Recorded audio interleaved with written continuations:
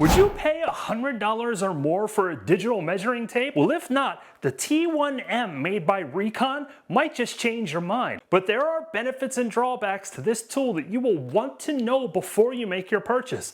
So let's break them down. Now, before we get into the digital features of this measuring tape, let's talk about some of the basics. First is size. If you take this and compare it to one of my favorite measuring tapes, I've always been a big fan of these fast cap measuring tapes.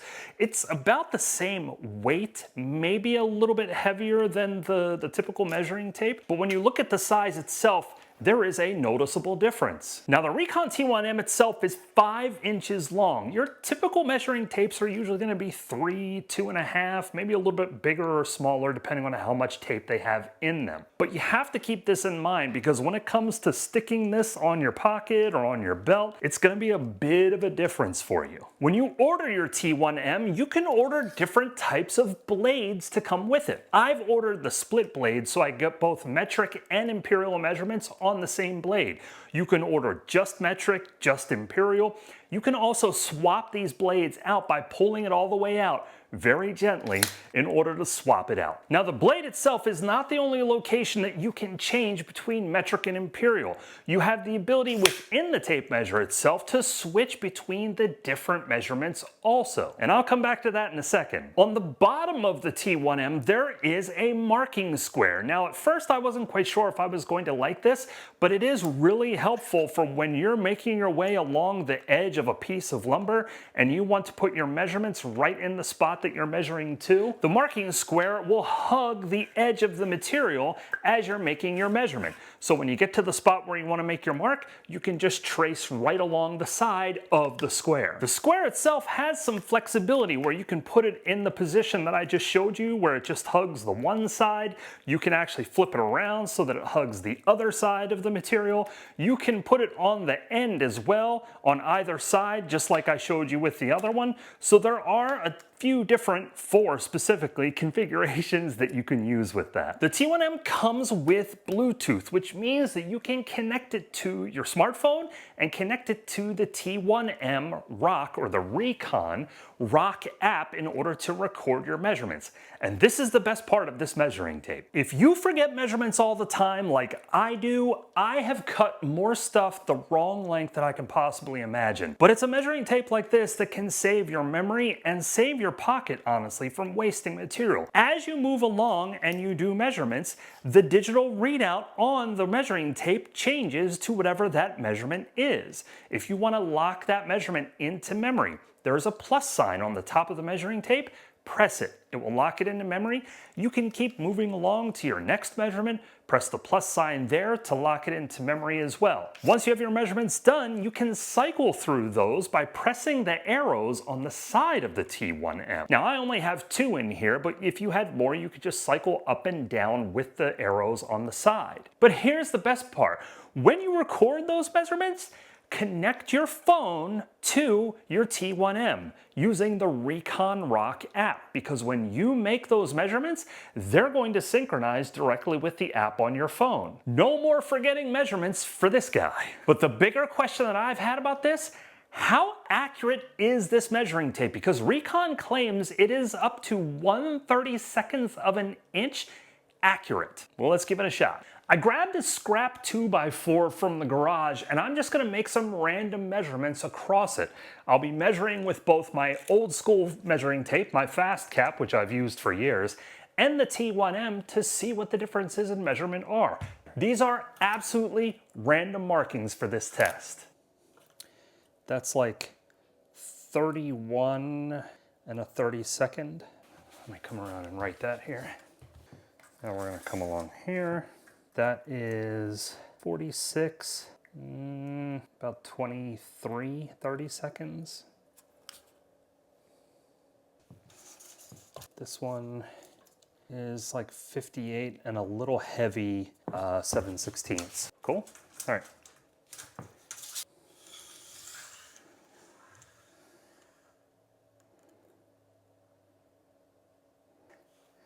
Whereas I had 31 1/32 here, so we're within the tolerance, okay? Okay, now we're gonna come to this one. Oh wait, let me change my...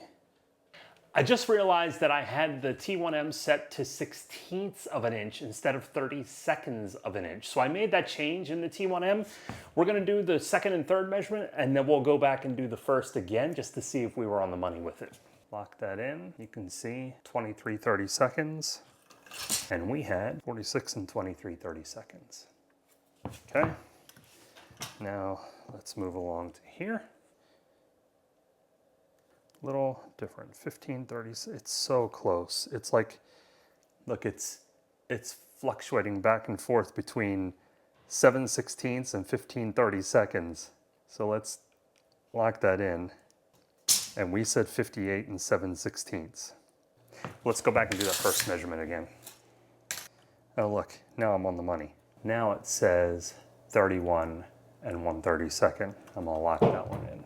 And we had said before, 31 and 1/32. When we did that first measurement, it was interesting because we were within that 1/32 tolerance, but it didn't occur to me that I didn't have the T1M set to measure in 32nds of an inch. So as soon as I made that change, it made a big difference. And when we went back, we were right on the money with that measurement. So when you look at the difference between your old school measuring tape and the T1M, they were basically identical. That one measurement just kept fluctuating back and forth a couple of times because it was so close to the 11/16 and the 23 32nds. So that was kind of cool to see. So when it comes to accuracy, no issues from my perspective. As we did those tests, I kept all of the measurements in my app because we're gonna come back to the coolest feature that I have found with this measuring tape so far. But first, there's some other features that you're going to want to know about. First, when you go into your menu and you scroll up and down, you're going to notice several different features. First says MBMF, and this tells you that you can measure from the front of your T1M or from the back, MB being back, MF being front. If you select MB within the menu by selecting that check mark to lock it in, you'll notice that there is a flashing bracket on the back of the screen. Once you start measuring, it starts at 5 inches because that's the length of the measuring tape. So if you're measuring into a corner, it's automatically going to factor in those 5 inches when you butt it up against the back of the corner. That's nice. To turn it off, go back into your menu, hit the check mark again, and you'll notice that the flashing bracket is gone. Next in the menu is measuring relative. What this means is once you get to a measurement and you get to a point where maybe you want to zero out and measure relative to that spot, to turn this on, go into the menu and press relative. You'll notice that it's running when the flashing dots start flashing on the far side of the screen. As you start to measure from this point, it zeroes out from that point and gives you the measurement from there on. That's a nice feature. And similar to all the other features, if you want to turn it off, go back into the menu and simply toggle it off. Next in the menu is center. I measure a lot of things where I'm trying to center a picture on a wall. I did that with some of the things in this room here. And finding the middle of the wall when you have really odd measurements can be a royal pain. If you turn center on by selecting the check mark, once you select it, you will notice that there are flashing arrows in the middle of your screen. As you move along, and when I go to 10 inches, you'll see that it gives me 5 as the center. It's automatically going to give you the center of whatever measurement you're taking as you take the measurement. This is super cool. And to turn that off, click the arrow in the menu and it will turn it off, and you'll notice that the flashing arrows are gone. Finally, there's units. Now there's menu down here too, and there's a bunch of other settings which I'm not going to get into in this video, but units allows you to cycle through. You can do 16ths, 30 seconds, get down into your metric measurements, pick anything in this menu that you want to choose for the measurements that you're trying to do. That's nice. But the coolest feature is with the Rock app. All of the measurements that we took earlier in our tests are still locked into my app. And if you're measuring something like, say, a wall in your home, and you're trying to show someone what the different measurements are on it, and you don't want to draw it up on a sheet of paper, there's a simple way to do it within the app. So here's all of our measurements. At the bottom of the screen is this yellow plus sign. If you tap that, it gives you the ability to add a photo. Now I took a photo of the wall that's behind me and I added it into my app so you can see that the photo is here.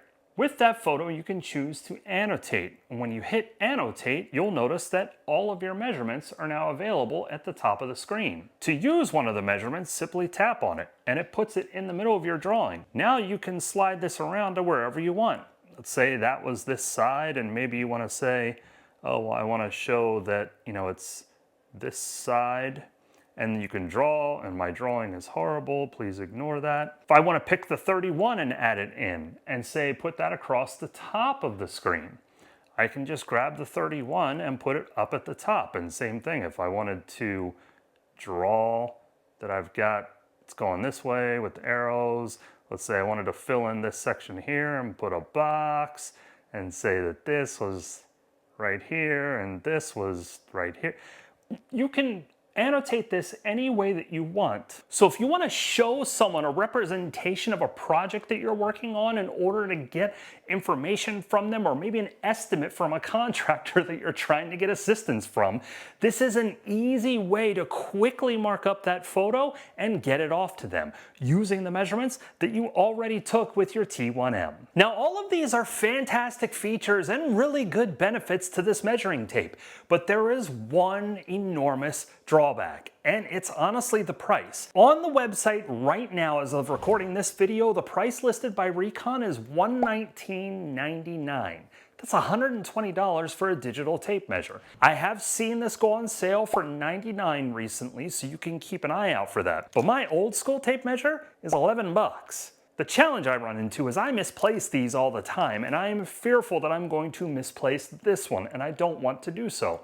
But when I think about the price, I also think about how much material I have thrown away and wasted because I could not remember measurements, or I didn't remember which measurement was for what portion of the project. So when you factor all of that in, this actually is not a bad price for a digital measuring tape, especially if you're a DIYer.